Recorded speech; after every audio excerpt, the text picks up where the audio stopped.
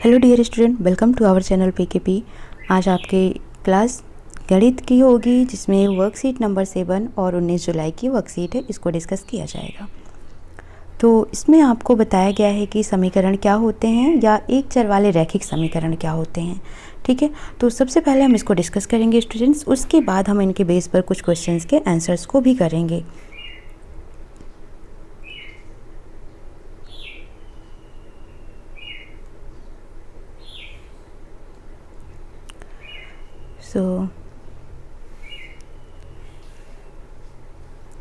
नमस्कार छात्रों, आज हम रैखिक समीकरणों के बारे में चर्चा करने जा रहे हैं। एक ऐसा गणितीय कथन जिसमें बराबर चिन्ह का प्रयोग किया जाता है समीकरण कहलाता है। इसका मतलब ये है कि अगर हम कुछ ऐसी चीज़ें लिख देते हैं बराबर लगाकर तो ये क्या कहलाता है, समीकरण कहलाता है। एक चर वाले रैखिक समीकरण को मुख्यतः ax plus b is equal to 0 से दर्शाया जाता है। याद रखना, ax plus b is equal to 0 का मतलब होता है कि ये क्या है, एक रैखिक समीकरण है। रैखिक समीकरण है क्योंकि इसके पावर में कुछ भी नहीं है, यानी कि 1 है इसका पावर, और a तथा b क्या है, वास्तविक संख्या है, यानी कि कोई ना कोई ये रियल नंबर है 1 2 3 4। a कभी भी 0 नहीं हो सकता है। अगर a 0 हो गया तो ये एक रैखिक समीकरण नहीं होगा। x एक चर राशि है जिसमें केवल एक ही हल होंगे। रैखिक समीकरण में चर की अधिकतम घात 1 होती है। ठीक है, तो जो रैखिक समीकरण होता है इसमें अधिकतम घात कितनी हो सकती है, केवल और केवल 1 ही होती है। ठीक है, जैसे एग्जाम्पल दिया है इन्होंने 5x - 3 इज इक्वल टू 7 है। तो ये क्या है, एक समीकरण है जिसमें 5x - 3 क्या है, बायां पक्ष है, 7 क्या है, दायां पक्ष है, और x क्या है, तो x एक चर है जिसकी घाती कितनी है, 1 है। ठीक है, तो जैसे इस तरीके से कहीं x के पावर कुछ लिखा जाता है तो ये क्या कहलाती है, इसकी घात कहलाती है, और यही इसका क्या कहलाता है, तो इसका डिग्री कहलाता है। ठीक है,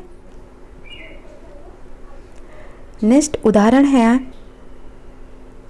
यदि आपको लॉकडाउन में आपके द्वारा लगाए गए पौधों की संख्या के 2 गुने में 3 जोड़ने पर 9 प्राप्त होता है तो बताइए आपने कुल कितने पौधे लगाए। तो मान लीजिए, माना लॉकडाउन के दौरान हमने x पौधे लगाए।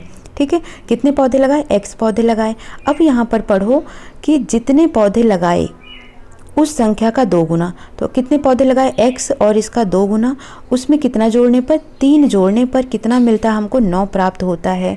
तो कह रहा है आपने कुल कितने पौधे लगाए। अब इस समीकरण को क्या करना है, हल करना है। 9 और ये +3 बाएं में है, इसको ले जाएंगे तो ये -3 हो जाएगा। 9 में से 3 गया, 6 हो गया, तो 2x बराबर 6 के हो गया, तो x बराबर 6/2, और इसको कट कर देंगे तो ये आ जाएगा 3। यानी कि कुल कितने पौधे लगाए गए, तो 3 पौधे यानी 3 पौधे लगाए गए हैं कुल। ठीक है, समझ आ गया होगा। नेक्स्ट उदाहरण है, क्या x - 3 upon x + 5 is equal to 3/4 एक चर वाली रैखिक समीकरण है। तो क्या करना है, इसको बच्चों क्रॉस मल्टीप्लाई, क्रॉस का मतलब होता है तिर्यक गुणा करना है। जैसे 4 का ऊपर में और 3 का नीचे में गुणा करना है। ठीक है, तो अब देखोगे यहाँ पर जैसे 3 का इसमें गुणा करोगे तो क्या हो जाएगा, 3x प्लस क्या हो जाएगा, 15 हो जाएगा, है ना। और 4 का ऊपर गुणा करोगे तो 4 और x का गुणा 4x हो जाएगा, 4 और 3 का गुणा क्या हो जाएगा, 12 हो जाएगा। माइनस साइन है तो माइनस ही रहेगा। अब 3x है और इधर माइनस ये 4x है, जब इसको हम बाएं साइड लेकर आएंगे तो ये माइनस में हो जाएगा। ये -12 है, ये +15 है, जब इसको हम दाएं साइड ले जाएंगे तो -15 हो जाएगा। तो 4x में से 3x जाएगा तो ये -x हो जाएगा, और ये -27 आ जाएगा, तो माइनस से माइनस कैंसिल हो जाएगा, x बराबर क्या आ जाएगा, 27। ठीक है, तो हमको क्या मिल रहा है यहाँ पर समीकरण, x बराबर 27, तो इसको हम लिख सकते हैं x - 27 बराबर 0, जो कि एक चर वाली रैखिक समीकरण होती है। ठीक है, अब इसके बेस पर आपको कुछ प्रयास करने हैं खुद से ही। निम्न समीकरणों को हल करके पता लगाएं कि वे एक चर वाली रैखिक समीकरण हैं या नहीं। ठीक है, तो प्यारे बच्चों, सबसे पहले हम देखेंगे पहला, m - 5 upon m + 7 is equal to 3/2। ठीक है, तो इसको सॉल्व करते हैं। यहाँ पर दे रखा है m - 5 upon m + 7 is equal to 3/2। ठीक है, क्रॉस मल्टीप्लाई करो, तो क्रॉस मल्टीप्लाई का मतलब होता है इससे हमको ऊपर गुणा करना है, तो 2 और m का गुणा 2m हो जाएगा, 5 और 2 का गुणा 10 हो जाएगा। 3 से नीचे गुणा करना है, 3m हो जाएगा, और 7 और 3 का गुणा 21 हो जाएगा। 2m माइनस 3m, इसको हम लेफ्ट साइड लेके आएंगे। 21 और ये माइनस है तो ये प्लस 10 हो जाएगा। Minus m is equal to कितना हो जाएगा, इधर 31 हो जाएगा। -1 इज इक्वल टू कितना हो गया, 31 हो गया। तो ये हो जाएगा -m minus 31 is equal to 0। तो m plus 31 is equal to क्या मिल गया हमको, 0। तो ये क्या है, एक चर वाली ये रैखिक समीकरण है। ठीक है, ये क्या है, एक चर वाली रैखिक समीकरण हो जाती है। ठीक है, तो यहाँ पर हमको मिल गया, इसको सॉल्व करके क्रॉस मल्टीप्लाई करके हमने इसको सॉल्व किया, तो ये एक चर वाली रैखिक समीकरण बन गई। अब इसमें देखोगे, इसको सॉल्व करते हैं तो ये क्या दिया हुआ है बच्चों, देखोगे तो p प्लस 5 अपॉन में p minus 7 is equal to p by क्या है, 3 है।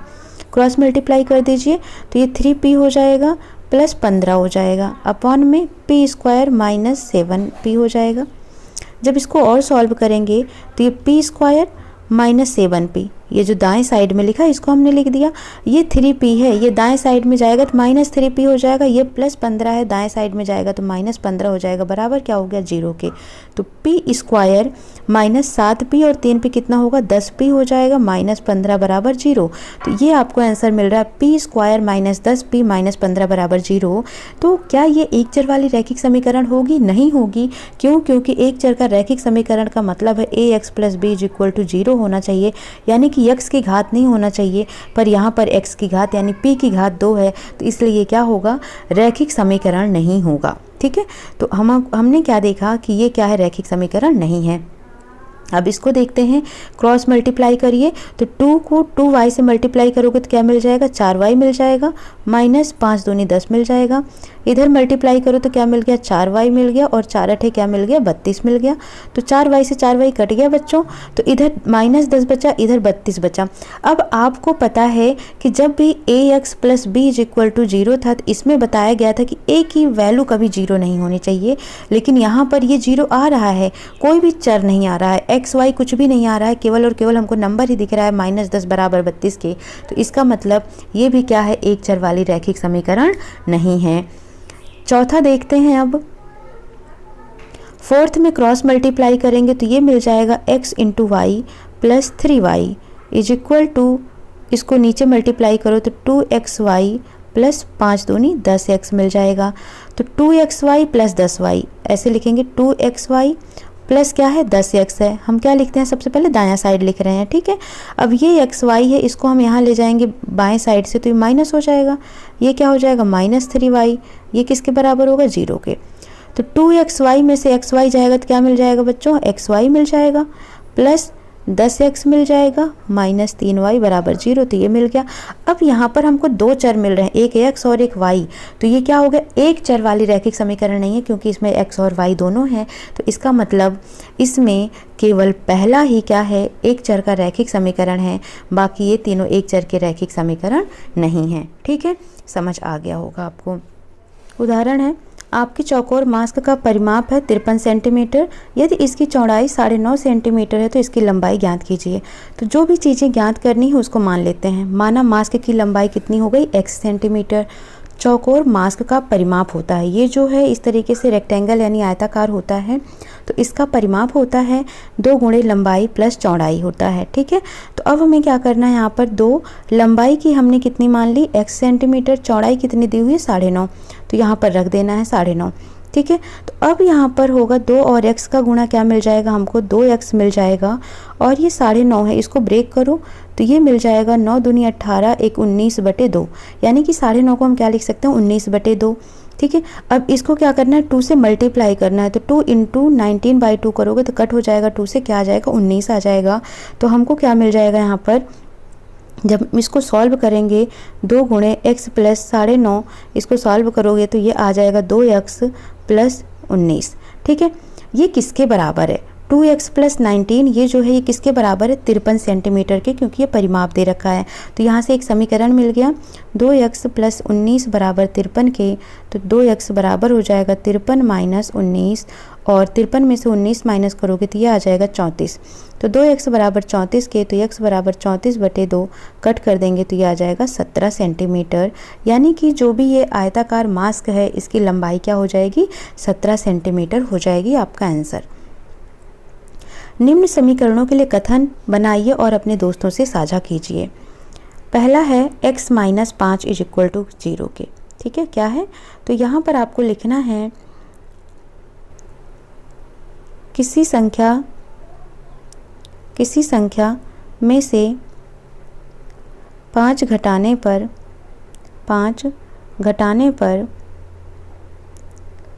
0 मिलता है।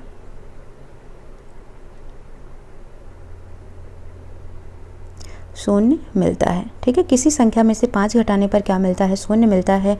तो ये समीकरण का मतलब ये हो गया, ठीक है, नोट कर लिया आपने। अब हम देखेंगे नंबर 2, क्या लिखा हुआ है, x plus 7 is equal to 40। तो ये हम इसको ऐसे लिखेंगे, किसी संख्या में 7 जोड़ने पर 40 प्राप्त होता है, ठीक है, नोट कर लो आप इसे, किसी संख्या में 7 जोड़ने पर 40 प्राप्त होता है। थर्ड देखेंगे क्या है, 2m plus 3 is equal to क्या है, 56 के है। तीसरा, तो इसमें हम बोलेंगे किसी संख्या के 2 गुने में, क्या है, किसी संख्या के 2 गुने में, कोई संख्या क्या हो गई यहाँ पर m हो गई और इसका कितना है, ये 2 गुना है। तो किसी संख्या के 2 गुने में कितना जोड़ रहे हैं, 3। 3 जोड़ने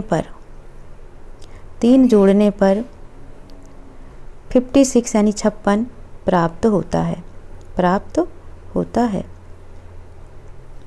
नोट कर लिया। नेक्स्ट देखेंगे, फोर्थ है y is equal to 1/5x। तो किसी संख्या का पांचवा,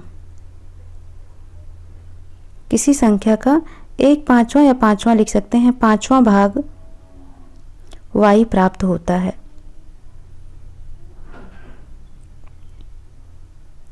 किसी संख्या का 5वां भाग y प्राप्त होता है, नोट कर लिया।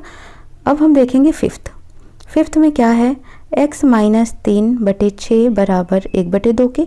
तो कट कर दो, 2 एकम 2, 2 तिहाई 6, फिर क्रॉस मल्टीप्लाई कर दो, तो x माइनस 3/3 मिल गया, ये किसके बराबर हो गया, 1 के। तो x माइनस 3 बराबर क्या मिल गया, 3 के। तो इसको हम कैसे लिखेंगे, इस इक्वेशन को जब हमने सॉल्व किया तो इसका आंसर आ गया x माइनस 3 बराबर 3, ठीक है। क्या आया इसको सॉल्व करके, x माइनस 3 बराबर 3। तो इसको लिख सकते हैं, किसी संख्या में से 3 घटाने पर 3 प्राप्त होता है, 3 घटाने पर 3 प्राप्त होता है, ठीक है, नोट कर लो आप इसे। फिर हम देखेंगे लास्ट है 2x प्लस 9 किसके बराबर आ रहा है, 27 के। तो हम ये कह सकते हैं किसी संख्या के कितना है, 2x है ना, यानी कि 2 गुना है, किसी संख्या के 2 गुने में 9 जोड़ने पर 27 प्राप्त होता है, 9 जोड़ने पर 27 प्राप्त होता है, ठीक है, नोट कर लो आप इसे। तो प्यारे बच्चों, आप सभी को ये समझ आ गया होगा। अगर फिर भी कोई डाउट है तो कमेंट सेक्शन में मैसेज कर सकते हैं, बट प्लीज़ चैनल के साथ जुड़े रहिए और वीडियो को जितना हो सके लाइक शेयर सब्सक्राइब जरूर करें। सो मिलते हैं नेक्स्ट क्लास में। Thank you for watching.